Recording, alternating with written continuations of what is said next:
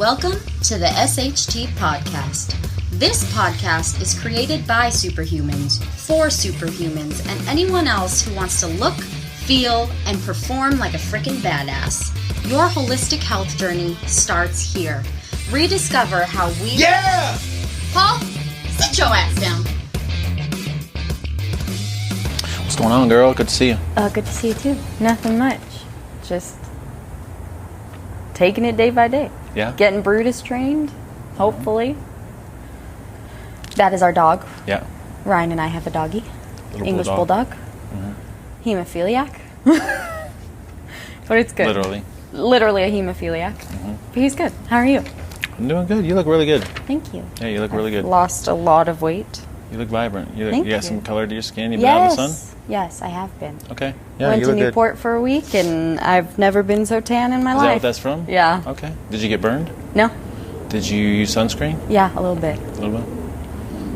We're coming out with an SHT sun towel Oh, I love that. that is like long enough that you can put on your thumbs like this. Yeah. Around, so, and you just drape it over your shoulders and Yeah. stuff. And it also doubles as a towel. Oh, I love that. It'll be like a lightweight material, maybe. See, that would be nice. Yeah. Because that's what we do. We like go out to the beach, we lay out in the sun for like an hour or something, but then we cover up, you know, because then I don't want to get burned. Yeah, and that's the best way to moderate. So Yeah. the first ever CrossFit Games that I went to with Colby and can't remember who it was, Colby, Colin. I don't remember if Yessie. Yeah, I think Yessie was there.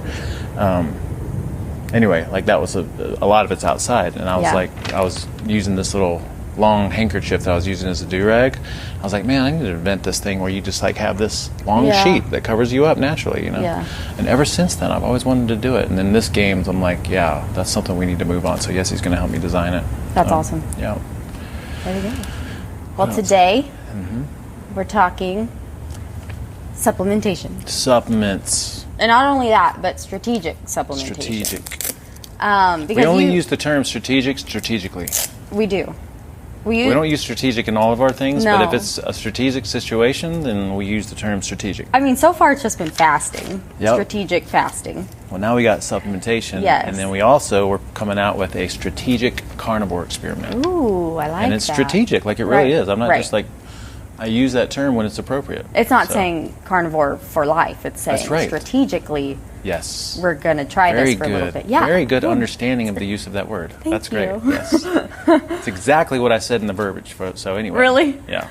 Well, how was your recent strategic supplementation talk? Okay, so yeah, that's why we're doing this, Yeah. is because we just had a strategic supplementation seminar / workshop. I call it a workshop since we had some supplements on display there. It's the only workshop thing about it. But it was great. It was really good. We had a good crowd. I want to say it was like maybe 25 people, something like that. And you know, everything that we put out is from the heart. So it's like I'm trying to think like what do we need to understand and what do we need to know so that we can improve what we're already doing. So, you know, we went through this whole progression and argument, and it was so great because 3/4 of the way into the thing, like 45 minutes or something like that, like I hadn't even really talked about supplements. I had talked about the need for real food and superfoods and stuff like that. And I was like, oh, by the way, like this is not a pitch to sell you supplements. There's like, I think there's 1 or 2 products that I was selling, and the rest of it was stuff I said you either buy it at a grocery store or you get it at Amazon or something. So, but it was great. It was awesome. Came with handouts and stuff. That's something that we'll, in the notes of this, we'll make sure that we have available is the whole seminar and all the handouts that come with it. Perfect. I'm not sure if we'll charge for that or not. We probably will since we charged everybody to come to that, but it's totally worth it, you know, whatever it is. But anyway, this is going to be a really good recap and summary of the most useful points. So. No, I think that's important because this is a really hot topic right now. I mean, we see it all over the nutrition, fitness realm of supplementation, and even in the CrossFit realm, we see a lot of supplementation. And we get a lot of questions about it. So, well, yeah, and why is that? Why is everybody so interested in supplements? Because I asked this at the beginning of that talk. Like, do you have an answer for that? Why do we care about this? Because I honestly, feel like, though, not what based on what we know, but honestly, why do people want? Because care? they think it gives you an edge. Like it's the silver bullet. It's the silver bullet. They're looking for that thing. Yeah. They're looking for the thing. Heck, I looked for it forever. Tell me what supplements to take. Yeah. And then we're looking for that, when I take it, this is going to happen. Right. You know, like when I take this fish oil, everything's going to change. My skin is going to be great. Yes. It's like, no. It's the silver bullet mentality, right? Yeah. That's why it is, it's popular. And so in the beginning of my talk, I went through this, right? So for years, I'm like everybody else. I was just always experimenting with supplements, but the majority of what I did back in my bodybuilding / gym rat days was around multivitamin, pre-workout, mid-workout, post-workout, meal replacements, protein powders, blah, blah, blah, right? All that kind of stuff. And so what I want to preface all this with is that real food is the starting place, right? You're not going to supplement your way out of not doing the right thing with food. So if you don't have your food dialed in and you're looking for some supplements to change or fix things, that's not the way that these things are going to work. They're going to synergistically work with something that you're already doing properly, but if you're not doing things properly, your first priority has to be eating real food. Yeah. Real food is going to work wonders in and of itself. Real food, when you have that dialed in, when you add these things to it, like, it enhances it. But if you're not 100% real food, or at least really, really close to it, I don't think there's any amount of supplements or superfood. Actually, Paul Chek, have you ever heard of Paul Chek? Like, oh my God, one of my mentors, someone I followed since my very beginnings. He's we'll reference him, but he's just an amazing guy, man. He's got an institute. He's got his own health coach certification thing. It's like right in line with Nutritional Therapy Association and Mark Sisson's health coach program and Kresser's. Like, they're all just like awesome in their own way. But he had this phrase and statement where he said that, like, taking supplements in the context of eating crap helps you enhance assimilating crap.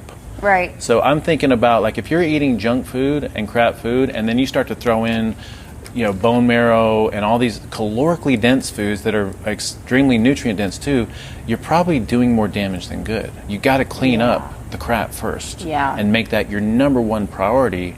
And then within the context of getting that right, like, all your efforts need to be there. Right. And then once that's foundational, supplements make sense. Right, like simplifying it, you need to clean out your organs so that when you do put these superfoods and supplements in your diet, your organs can process them properly. Yes, absolutely. And put them in the right places in your body. So, that makes sense. It has some clarity and knows what to do with it. Yeah. And it's not, like, the more that we do what we do in this SHT realm, or whatever you want to call it, the more that it's like we're moving towards less is more. We eat less often, we eat less amounts. And so what we eat needs to be, like, awesome and powerful, and it tends to be calorically dense, very nutrient dense. The supplements need to be strategic. But if you're not in that realm and you're out there just doing the whole whatever everyone else is doing, these things just aren't going to make much sense. True. So, but still might be useful to learn about. Yeah, exactly. And then maybe that'll move you in a direction of wanting to work with us. Exactly. But we'll touch base with that a little later on in this. I have some questions for you. So my first one, we kind of sort of covered it. But why do you use the word strategic when it comes to the supplementation realm? It made sense with fasting, but let's break it down with supplementation. Okay, so we've kind of already touched on it. Within the context of a real food foundation, we want to be strategic with our supplementation. So multivitamins we don't see much of a benefit in that. We'll reference some research and some of my favorite posts from some of the people that I follow. Multivitamins, the theory behind taking a multi was, it's like a shotgun approach. I'm just going to cover all my bases just in case I'm lacking something in my diet. And what we tend to see is that either does no good at all or it has some damaging effects. And so what we see way more value in is trying to figure out, what is it that my body needs. Based on what I understand my body needs, what things am I not getting, potentially, theoretically, and so then I want to be strategic with my supplementation to try to actually pinpoint those things that I might be lacking or that we know would be extremely beneficial. So we're not trying to do this whole shotgun approach with a huge multi. We're trying to figure out, like, what is it that we need to be optimal and feel amazing and contribute to everything that the body needs, and then figure out what are we missing, where are we lacking, where can we fill in those gaps based on specific recommendations. Right. Does that make sense? Yes. All right. Yes, it does. Yeah. So I mean, if you want, I can go into a little bit about that. I mean, yeah. I had some thoughts around it, and I covered it in the thing. So we believe that the human digestive system, if we're talking about what it needs, the human digestive system is geared for nutrient density, nutrient assimilation. We don't have the capacity to ferment like herbivores and hindgut and foregut fermenters, so we don't do very well taking a lot of plant matter and converting that into something else. Actually, we don't do much of that at all. Our digestive system is geared more for direct nutrient to nutrient assimilation, meaning that I do better on consuming true retinol, vitamin A, because my body understands that animal-based form, versus beta-carotene, which can be converted. It's a precursor, but most people don't make that conversion very well. So a lot of the nutrients that we assimilate, we do really good on direct nutrient-to-nutrient assimilation. That's what we believe, based on our digestive system. And then also, I've mentioned many times in some of our other podcasts and just posts and stuff, I believe that our digestive system does really good on cooked foods. We've been cooking and controlling fire for 300,000 plus years. And there's some caveats there, and the softer a food, maybe the less of a need to cook it. But in general, I think the digestive system does better assimilating nutrients from foods when they're slightly broken down and pre-digested through the cooking process, especially hardy plant matter. Like if I go out here and I try to eat a freaking raw stalk of celery, I mean, that's fine, it's great, but I'm probably not getting much out of it because it just passes through my system. But if I steam or cook or cook something in butter, then I start to open it up and I can have access to more of those nutrients. So if we think about what we need, I believe that animal meats and animal fats have the biggest bang for buck as far as nutrients go. I think plant matter serves an important role. Plant matter, we have to cook the hardy stuff. We can eat the soft stuff, and we get some benefit out of that, but not as much benefit as the animal meats and fats as far as nutrients go. And then also something we covered in this class was just understanding this concept, and that we've already touched on, vitalism versus reductionism. This is something that we touched on when we went through the NTA, and I've kind of like made it my own and fine-tuned it. But it's really this understanding that our bodies do so much better and recognize real food better than they do isolated, fractionated versions that would make up that food. So reductionism is basically like science, which is very useful, but reductionism would break an orange down and say, what is it about an orange that keeps people from getting scurvy? And there's I have a really good reference for this, the story behind how vitamin C was discovered. And what would happen is we would have these long ship voyages where sailors would get scurvy, and unless they had limes or citrusy fruit. And then someone out of curiosity was like, okay, I wonder what it is about these things that does that. Somehow they were able to figure out there's this thing, they called it vitamin C, this nutrient, that if they ate foods that contain this thing, they would not get scurvy. And that's how we do things in this reductionist scientific world of ours. We like to break things down and say, what is it about this thing that makes it work, and what is it about this? And then, unfortunately, a lot of times it's like, now what can we create from this or sell from this? And what we're trying to get people to understand is there's a lot more to an orange than just vitamin C. Right. My body understands vitamin C packaged inside an orange because it has vitamins, minerals, cofactors, coenzymes, it has vitality, it has life force, it has all these things that my body resonates with much better.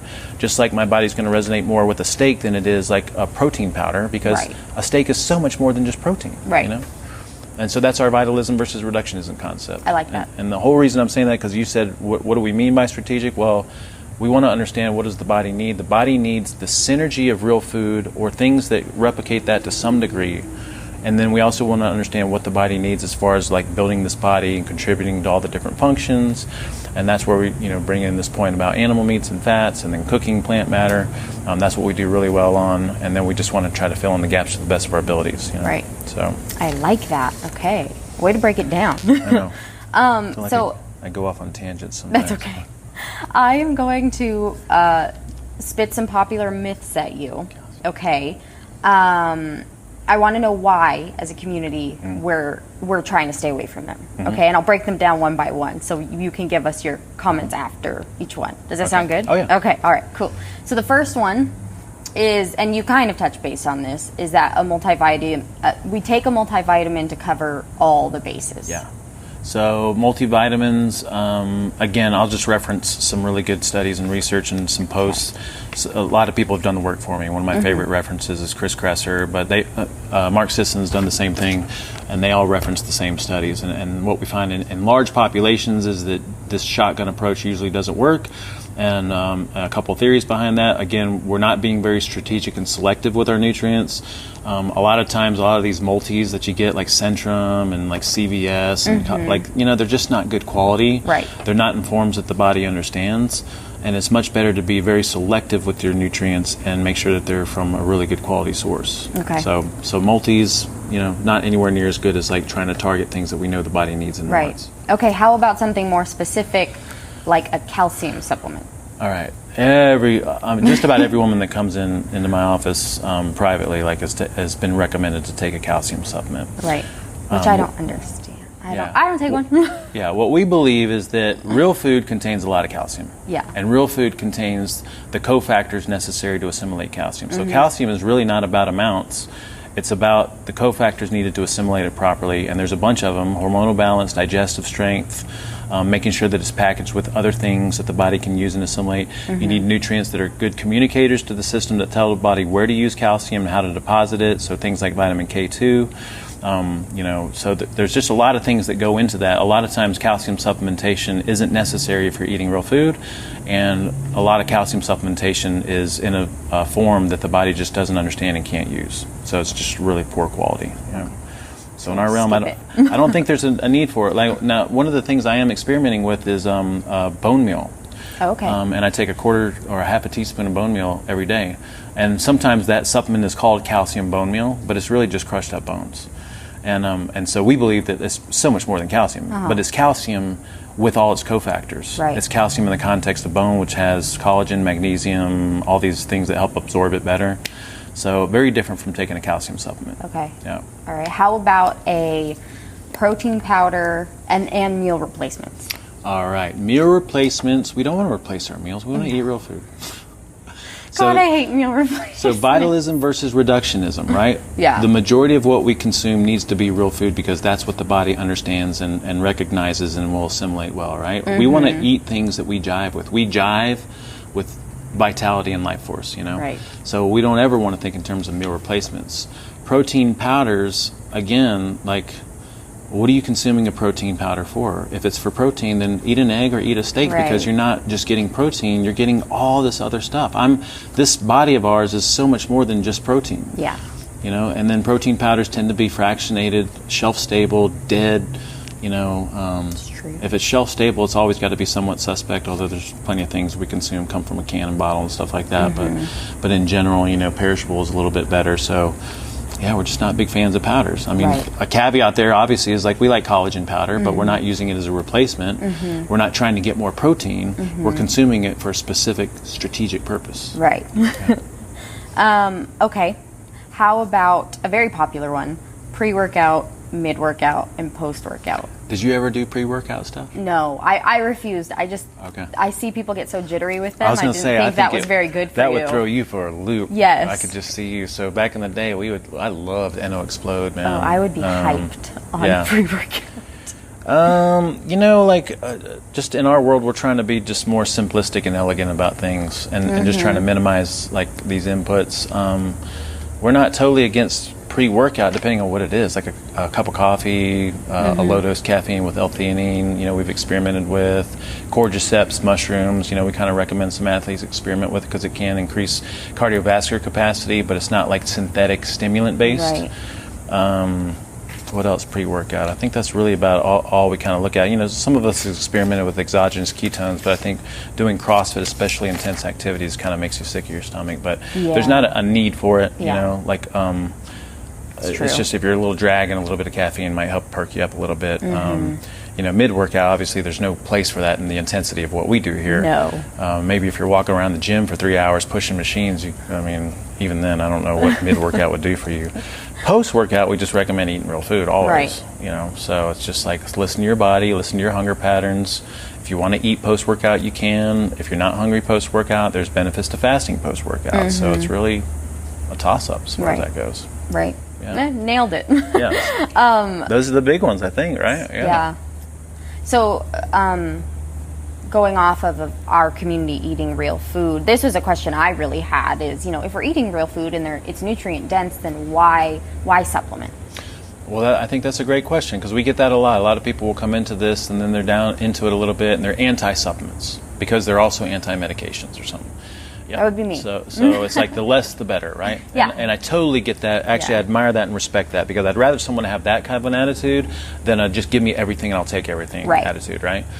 Well, the reality is that we don't eat the way that we used to, and the things that we eat aren't the way they used to be. Okay, so our ancestors would eat animals nose to tail. You know, they'd make a kill, and they would make use of every part of that animal. The majority of us in the modern world eat nothing but muscle meat. Right. And by muscle meat, we mean chicken breast, steaks, roasts, you know, things like that. We don't consume much of the skin and the cartilage and the connective tissue. And the organs, you know, so yeah, you don't hear of that. You don't often. hear not much at all. No. You know, some of us force ourselves to eat liver, you know, but so if you think about what this body is so much more than muscle meat. And if we eat nothing but muscle meat over the long term, we run into some imbalances. So there's some supplementation considerations there. When I say supplement, by the way, it's not just what we think about as supplements. I'm recommending superfood supplements. Right. So like real food supplements, you know. So there's a consideration there about trying to mimic this nose to tail eating because most of us are not doing that, right?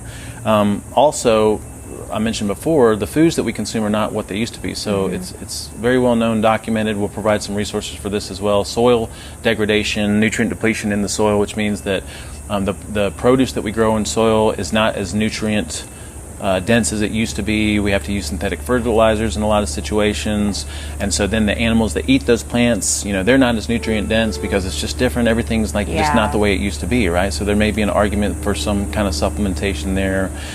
We have a lot of toxicity that we're exposed to these days.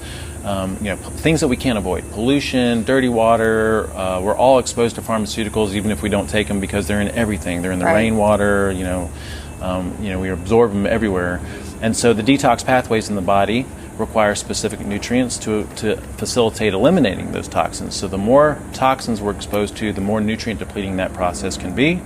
And then the majority of us probably eat the same stuff all the time. You know, like the majority of us probably eat in the SHT community a lot of eggs and bacon and sausage. You know, and I know we try to do a really good job, Bobar, greens, you know, this balance. But I mean, especially in that meat realm, like we probably have a lot of stagnation. Most of us don't eat fish or seafood as much as we could or should. So all those reasons there would justify, you know, some selective supplementation, I think.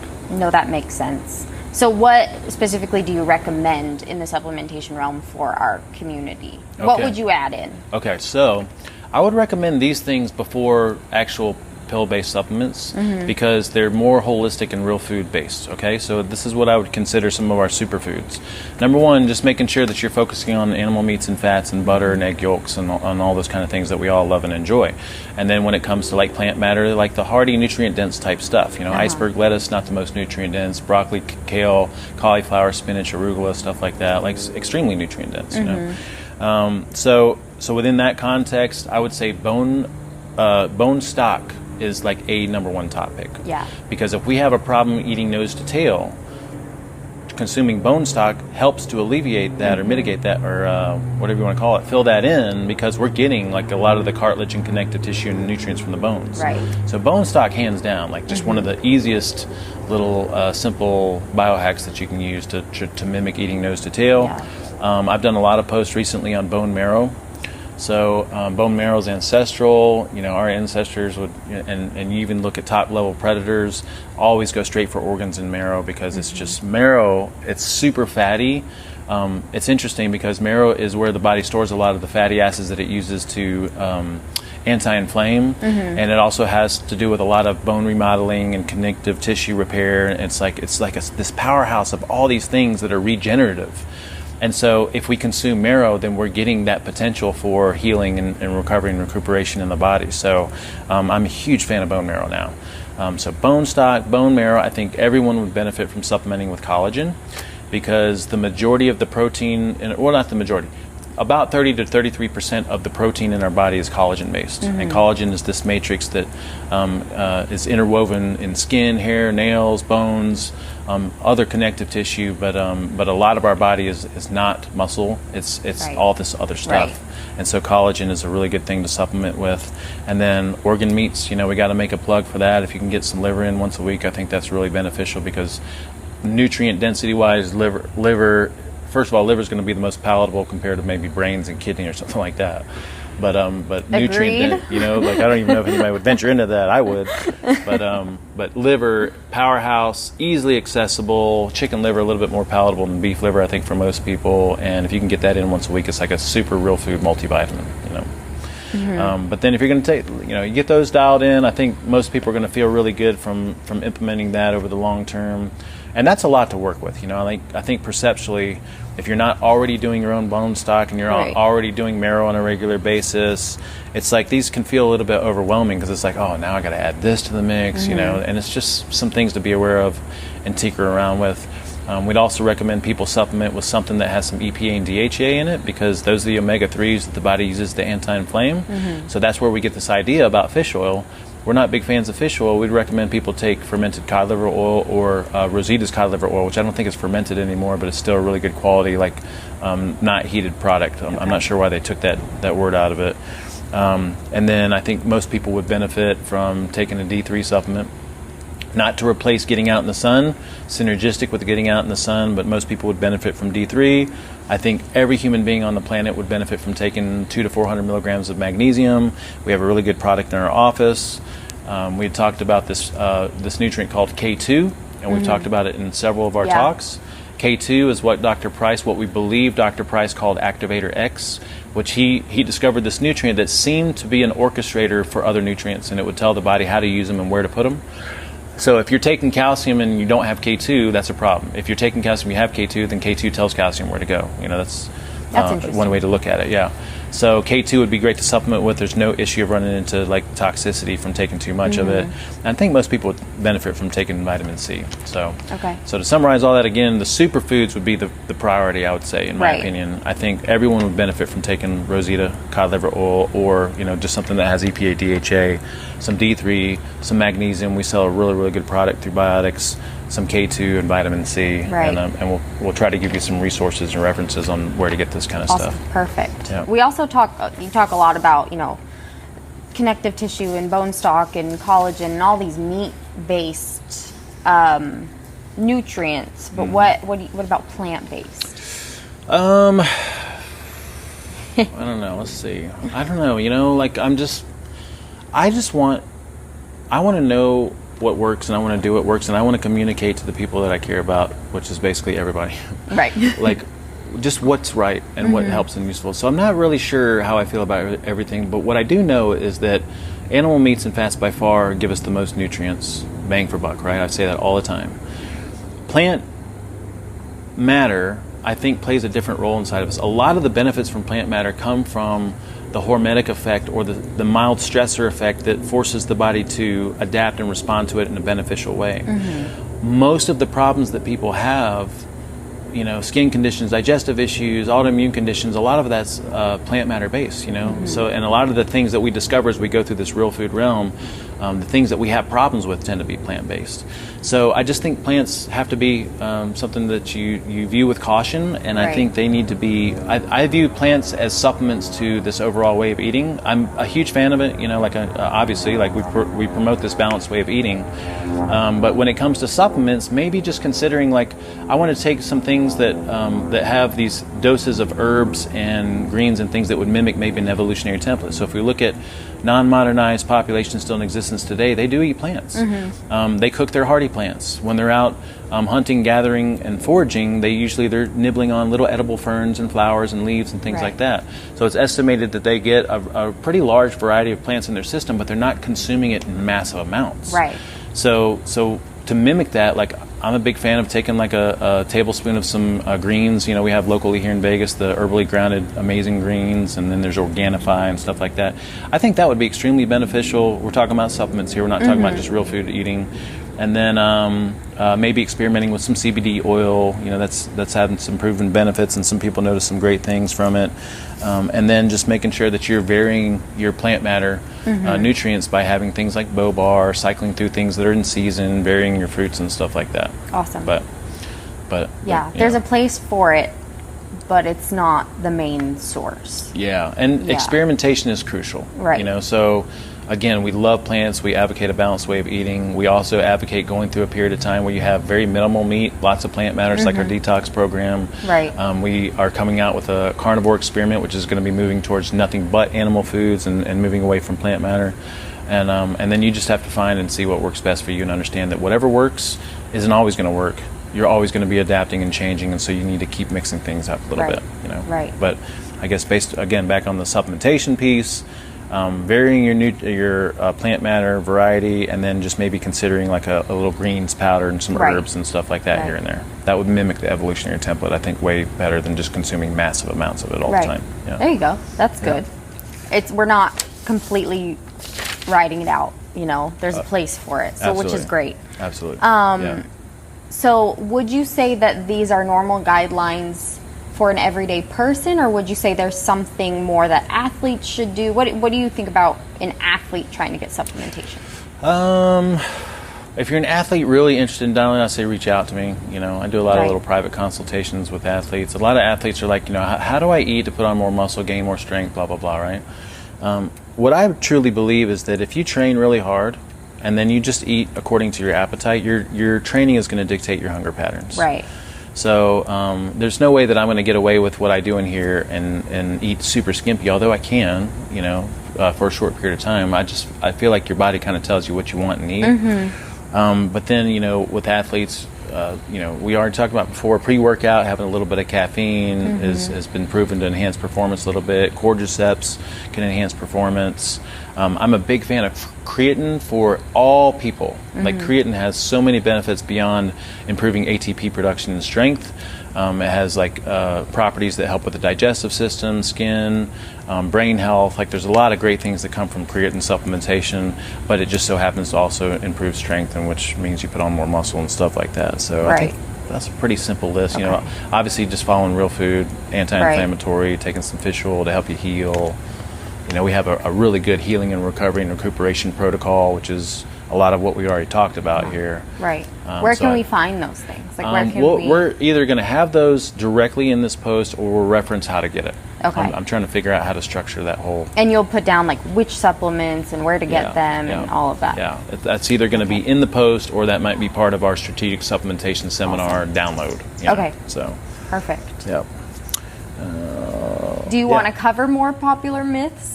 Or I don't think so. We covered a lot of them. I think we covered. I think. Let me just think here. So, it's just so far beyond what we do now, right? Know. So thermogenics, like taking supplements to burn fat, that's just there's no point in that. I don't know what those things are out there these days, but that's pointless. If you're taking a bunch of stuff from CVS and Walmart, it's probably not the best quality. You need to focus on real food first. No, you said, if you're not eating real food, your organs aren't going to cooperate with a fat burner anyway, even though the fat burner isn't right for you. Yeah. So quality, super important. Yes. And I would just try to just revamp everything and focus on real food first, and then take into account everything that we've talked about here. I think I've already mentioned, but most fish oils are probably not worth taking because they're processed and the way omega-3s work. They're very delicate and can be damaged in the extraction process, versus something like Rosita, the way that they produce it, and they do this batch testing before and after and show you the nutrient analysis. So I think we've covered everything else, really. I know. I think that's very important. I think it's just very important to know that these are steps. Once you cover real food, once you adapt to real food, then this is something that you can strategically place into your real food lifestyle. That's right. So, real food first. Yep. Number one priority, 100% fresh real food all the time, according to our rules, which is basically no carbs in the morning, space in between meals, a little bit of carbs at night from real food sources, and then experimenting with fasting protocols, right? Yep. Make that your number one priority. Next to that, second in line would be superfoods. We've already talked about bone stock, bone marrow, collagen. What else do we throw in there? All the butter, organ meats. Yep. Right. And then some of the other supplements we recommend everyone take would be things like the D3, magnesium, some fish rosita, K2, vitamin C, and I think that's about it. Yeah. So, yeah. Nothing too crazy. Nothing too crazy. It's pretty simple and elegant. But strategic. That's right. But strategic. All right, Paul, this is perfect. Cool. And yep, everyone check this out. And we'll have all of the handouts there for you guys. That's so right. check it out, supplement. We promise it's good for you. Yeah, there we go. Love you, Paul. Anything Love you else? too. Nope, that's it. Alrighty. Stay tuned. Thank you for all your support. We've gotten a lot of good feedback on the podcast, and man, we're doing this for the right reasons. Yeah. This is all from the heart. So thank you so much for your support. Thank you to everyone that's in our membership. Yeah, everyone listening. Thank you to everyone that ever comes to any talk or pays any kind of money into anything that we do, because it helps this thing. You know, we're really trying to build something that helps people and that supports the community of people that have been through it or are in it. So thank you so much to everybody. Yeah. Thank you guys for listening. Yeah, so remember, the purpose of this podcast is to support our SHT community and to be in your ear as a go-to resource for all things SHT. If any of you have fallen off, if you need support, honestly, just come back and listen to some of these episodes. Get re-inspired, get re-motivated, and get re-engaged. If you're new to us, the best way to get started is by joining our newsletter at sht4life.com. That's SHT4life.com. And you can also find us on Facebook at Superhuman Transformation, and then on Instagram, Superhuman Transformation, which you're doing an amazing job with. Thank you. And then also Twitter, it's SHT4life. I think that's all we got. See ya.